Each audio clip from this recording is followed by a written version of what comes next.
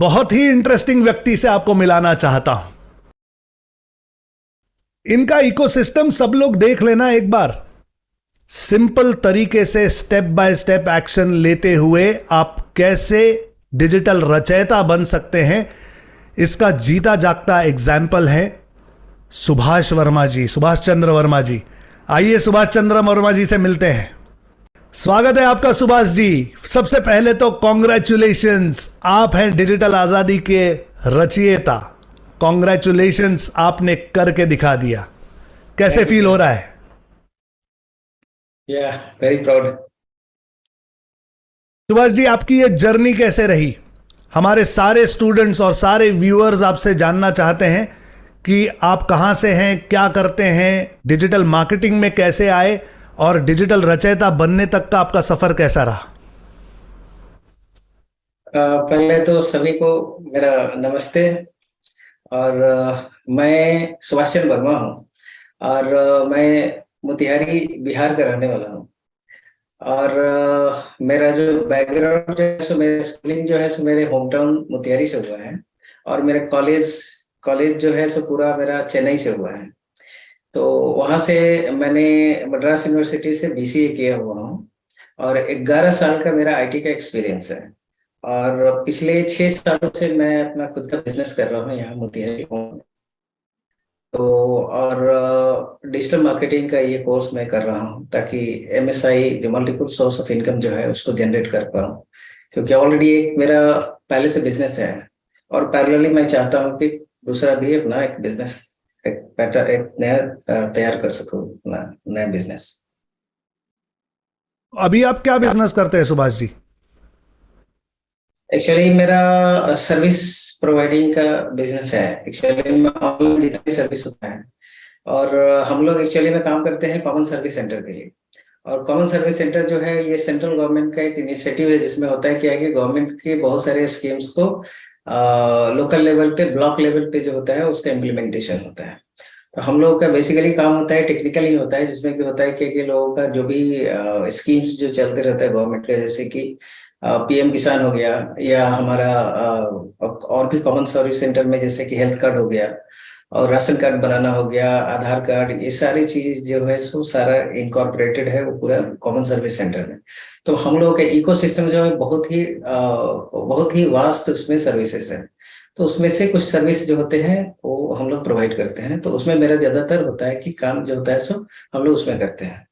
तो यही हम लोगों का काम है। फैंटास्टिक। मतलब एक तरीके से कहूं तो गवर्नमेंट की जो स्कीम्स और सर्विसेज होती है वो आप एक्चुअली लोगों तक पहुंचाने का काम करते हैं। You become the mediator between them. It's a fantastic job. I think ये काम ही अपने आप में एक सेवा है जो आप कर रहे हैं। फैंटास्टिक। तो मुझे बताइए सुभाष जी, आपको डिजिटल मार्केटिंग या डिजिटल आज़ादी के बारे में कैसे पता चला? ये कैसे शुरू हुआ मामला?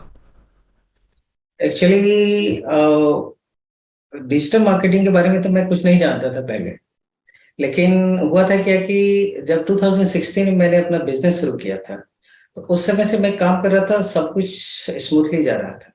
लेकिन जब लॉकडाउन जब लगा उस समय से हुआ क्या कि पूरा हम लोगों का जो बिजनेस जो था वो पूरा स्टॉप हो गया।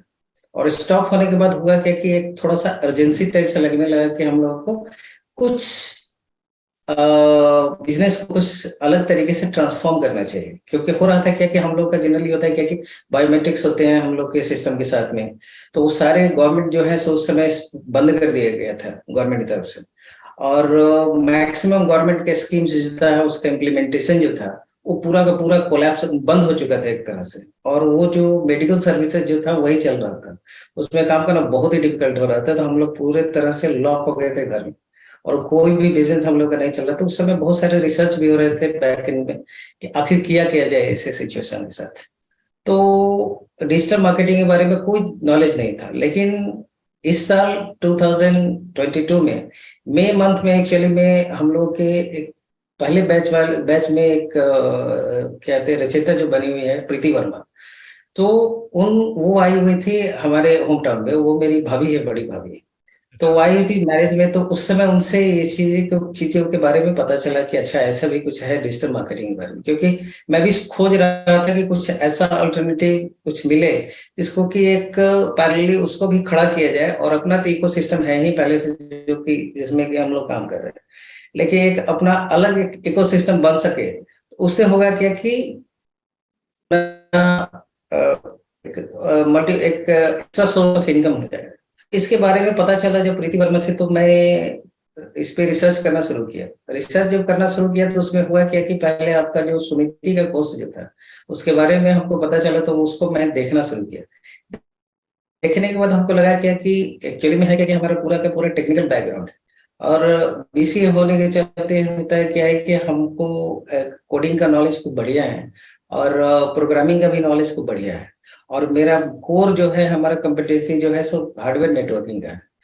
तो ये सारे चीज का जानकारी जो था एक्चुअली में हो रहा था क्या कि जो 11 साल मैंने पहले जो काम किया था उसमें हुआ था क्या कि हम लोग देखते थे कि हम लोग कंपनी में लोग आता था, लोग काम करवाने के लिए, उसमें हम लोग देखते थे कि बहुत ही यंग जनरेशन के लोग आ रहे हैं जो लोग कि वहां पे काम करवा रहे हैं, और उन लोगों का देखते थे कि एक माइंड सेट था अपना बिजनेस करने का, उन लोगों का एक अलग ही क्या कहते हैं कि ये सब चीज चलता था। तो ये सब चीज हम लोग देखते थे, हम लोग सोचते थे इसके बारे में कि हम लोग कैसे कर पाए इस चीज को। तो शुरू से ही एक्चुअली मेरे माइंड में था कि अपना खुद का बिजनेस होना चाहिए, जिसको कि ग्रो करके अपने आप को स्टैब्लिश कर लीजिए इस तरह से कि आने वाले इस फ्यूचर में आपको ज्यादा इधर भाग दौड़ करने का कोई या जॉब करने के लिए आपको सोचना नहीं। ये पूरा ट्रैक जो चल रहा था, इसके चलते हुआ कि जब मैं अपना बिजनेस शुरू किया तो चल रहा था, लेकिन बीच में जो कोलैप्स जो हुआ, जो सिस्टम जो पूरा लग रहा था कि बंद हो चुका है, इसमें अब लगने लगा कि हम लोगों को कुछ और करना चाहिए, जिससे कि अगर कोई पेंडेमिक भी आ जाए तो हमारा सिस्टम जो हमारा जो प्रोसेस जो चल रहा है, जो भी प्रोसेस हम चला रहे हैं, वो प्रोसेस बंद नहीं हो, स्टॉप नहीं हो, वो कंटिन्यूअस चलता रहे। कोई पेंडेमिक भी हो, ये भी कुछ भी हो, उसमें हमारा बंद नहीं हो। तो मेजर यही चल रहा था, लेकिन कोई आइडिया नहीं मिल पा रहा था कि कैसे वो उसको किया जाए। लेकिन सुनीति कोर्स जब मैंने आपका देखा तो उसके बाद हमको लगा कि हाँ, ये एक ऐसा सिस्टम है, इसको इस सिस्टम को अगर अपनाया जाए तो इससे होगा क्या कि आप एमएसआई के लिए आप तैयार हो सकते हो, एक देख सकते हो उसमें कि आप क्या क्या कर सकते हो इसमें, और अगर वाइब्रेशन है अगर किसी बिजनेस में तो उसको आप एक लेके आगे बढ़ सकते हो। और अभी जो डिजिटल मार्केटिंग के बारे में मैंने सीखना जो शुरू किया, तो उसमें हुआ क्या कि डिफिकल्टी तो था इसमें, क्योंकि हम लोगों को था क्या कि कंटेंट क्रिएशन के बारे में कोई नॉलेज नहीं था। हम लोग हमको बेसिकली ये नॉलेज नहीं था, टेक्निकल नॉलेज था कि हाँ कैसे वेबसाइट बनाया जाता है, कोडिंग कैसे किया जाता है, ये सब टेक्निकल नॉलेज था, कैसे हमारा नेटवर्क एस्टेब्लिशमेंट होता है, ये सब चीज मालूम था हमको, या डोमेन क्या होता है, होस्टिंग क्या होता है, ये सारी चीज हमको मालूम था। लेकिन इसको कैसे, सोशल नेटवर्किंग है, सोशल मीडिया नेटवर्क को कैसे अपने फायदे के लिए इस्तेमाल किया जाता है, क्योंकि हम लोग को पता चलता था, क्योंकि हम लोग आईटी में हैं, हम लोग को पता चलता था कि हाँ इससे पैसा तो कमा सकते हैं, लेकिन कभी फोकस उस तरफ जाता नहीं था हम लोगों का कि इसको कैसे इंप्लीमेंट करें, क्योंकि डिजिटल मार्केटिंग के बारे में कोई कॉन्सेप्ट नहीं मालूम था। लेकिन ये लॉकडाउन के चलते हुए क्या कि बहुत सारे वीडियोस आ रहे थे यूट्यूब पे या फेसबुक पे, बहुत सारी चीजें आ रही थी, उससे बहुत सारा इंफॉर्मेशन पता चला। धीरे धीरे धीरे धीरे धीरे धीरे एक सेंस डेवलप होने लगा कि हाँ कुछ अलग करना चाहिए, इसमें भी किया जा सकता है कुछ अलग, और एक पैरेलली एक अलग प्रोसेस को तैयार करके हम अपने इनकम को जनरेट कर सकते हैं उसको। फैंटास्टिक। सुभाष जी, आपका टेक्निकल बैकग्राउंड था, तो कई बार लोगों को ऐसा लगता है कि फिर आपके लिए तो ये सब कुछ बहुत इजी रहा होगा। आप तो पहले से ही जानते थे वेबसाइट बनाना, पहले से ही नेटवर्किंग, सोशल मीडिया, सब कुछ आपको पहले से ही पता था। लेकिन टेक्निकल बैकग्राउंड एक अलग चीज़ है, और ये content and marketing and traffic और सेल्स, ये एक अलग ही दुनिया है। तो हैकेथॉन में जब आप 3 महीने इस प्रोसेस में से गुजर रहे थे, क्या क्या प्रॉब्लम्स आए, कैसे कैसे आपने टेक ओवर किया, थोड़ा सा गाइड कीजिए सबको। एक्चुअली में है क्या कि कंटेंट क्रिएशन के बारे में तो मेरा नॉलेज शुरू से था नहीं। एक्चुअली में कि हम लोगों का तो टेक्निकल बैकग्राउंड था, तो इसके बारे में कुछ जानकारी था नहीं कि कैसे ये मार्केटिंग कैसे किया जाता है।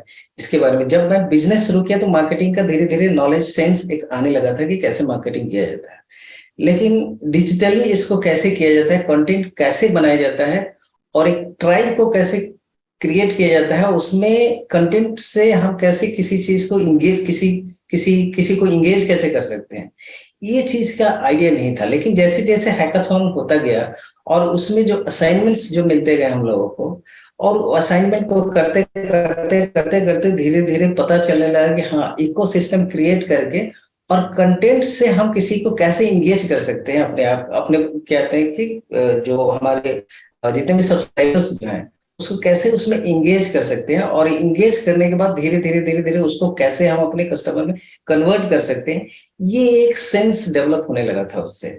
और धीरे धीरे जो हम डिजिटल जो असाइनमेंट जो हम करते गए, उससे हुआ क्या कि एक डिजिटल इकोसिस्टम जब क्रिएट हो गया तो ये पता चलने लगा कि पावर ऑफ डिजिटल इकोसिस्टम क्या होता है। वेबसाइट्स के माध्यम से कैसे लोगों को हम अपने इकोसिस्टम में कैसे लोगों को ला सकते हैं। वेबसाइट एक बहुत ही बढ़िया प्लेटफॉर्म है जो कि एक आपका इंटेलेक्चुअल प्रॉपर्टी है, क्योंकि है क्या कि फेसबुक आज है, कल नहीं होगा, या कोई और होगा सोशल मीडिया, लेकिन मेन चीज है कि हमारा वेबसाइट जो है वो तो हमेशा रहेगा और वही मेरा पहचान है। तो उसको कैसे हम नर्चर करें, उस पर कैसे लोगों को लेके आए, कैसे अपना ट्राइब डेवलप करें, कैसे हम अपने कंटेंट के माध्यम से लोगों को इंगेज करें उसमें, ये सारे आइडियाज जो है सो धीरे धीरे सेंस एक डेवलप हो रहा है। और अभी स्टडी करने की कोशिश कर रहा हूँ, जैसे कि सर्च इंजन ऑप्टिमाइजेशन जो है, हमारा सोशल मीडिया मार्केटिंग जो है, वेबसाइट डेवलपमेंट जो है, इस पे धीरे धीरे थोड़ा सा हैंड्स ऑन एक्सपीरियंस करते जा रहे हैं, जिससे होगा क्या कि आगे आने वाले समय में कंटेंट के माध्यम से कैसे लोगों को इंगेज किया जाए और ज्यादा से ज्यादा लोगों को उसमें लाया जा सके, ताकि अपने इकोसिस्टम में लाके और उससे इनकम जनरेट किया जा सके। ये चीज पे थोड़ा अभी चल रहा है अभी हमारा रिसर्च। फैंटास्टिक सुभाष जी। और जो लोग अभी आपको सुन रहे हैं, जो अभी हैकाथॉन में पार्टिसिपेट कर रहे हैं, इन्होंने किन चीज़ों का ध्यान रखना चाहिए, क्योंकि हर कोई आप ही की तरह रचयिता बनना चाहता है, तो किन फैक्टर्स का ध्यान रखना चाहिए? देखिए, सबसे पहला चीज है कि आपका सेल्फ कॉन्फिडेंस अपना बनाए रखिए, और दूसरा चीज है कि गोल फिक्स करने के बाद है क्या कि हमेशा अपने गोल्स को टारगेट करके काम को किया कीजिए। और तीसरी चीज है कि जो भी असाइनमेंट्स आपको मिल रहे हैं वो असाइनमेंट्स करते रहिए, और मोटिवेशन लेवल को बनाने के लिए स्ट्रिंजर सीक्रेट जो है और आपका अफर्मेशन जो है उसको सुनते रहिए। इससे होगा क्या कि आपको बहुत ज्यादा फायदा होगा। और दूसरी बात है क्या कि आपके हैकाथॉन में जो आप शुरू में जो देते हो, आप देते हैं, जो आप प्रिंसिपल्स बताते हैं, 9 प्रिंसिपल्स डिजिटल आजादी के, वो बहुत ही इंपॉर्टेंट है, क्योंकि इससे होता है क्या है कि एक मोटिवेशन मिलता है, एक किक मिलता है कि हमें भी कुछ करना चाहिए। एनर्जी जो है सो वो ऑब्जर्व करने के लिए मिलता है वहां से, और वो एनर्जी जो है वो मोटिवेशन लेवल को और अपने गोल्स को अचीव करने के लिए बहुत ही ज्यादा जरूरी है। फैंटास्टिक, क्रिस्टल क्लियर तरीके से आपने बिल्कुल प्रॉम्प्ट चीजें बताई हैं। अपना कंपोजर बनाए रखिए, अपना जो भी असाइनमेंट मिलता है उसे पूरा कीजिए, अपना फ्रेम ऑफ माइंड करते रहिए, थोड़ी थोड़ी सी काम करते रहिए, ऑटोमेटिकली आप रचयिता बन सकते हैं। मुझे बताइए कमेंट्स में लिखकर, क्या सुभाष जी आपके इंस्पिरेशन है या नहीं? अगर इंस्पायर कर रहे हैं सुभाष जी आपको तो please type MPTY Subhash. More power to you Subhash ji. अब मैं बेसब्री से इंतजार कर रहा हूं कि जल्दी से जल्दी आप डिजिटल विजेता बनकर दिखाइए मुझे। योद्धा तो आप बन ही जाएंगे, ऑलरेडी आप उसी फील्ड से हैं, तो लाख रुपया कमाना कोई बड़ी बात नहीं है। लेकिन मैं चाहता हूं कि डिजिटल मार्केटिंग के इस नॉलेज की मदद से 1 लाख हर महीना या उससे ज्यादा आप कमाना शुरू करें एज योर सेकेंड, थर्ड और fourth income source. All my best wishes are with you Subhash ji. It's a pleasure to have you in our community. ये मेरा सौभाग्य है। Thank you so much Subhash ji. It's a pleasure talking to you. Thank you, sir. Thank you. Thanks, sir.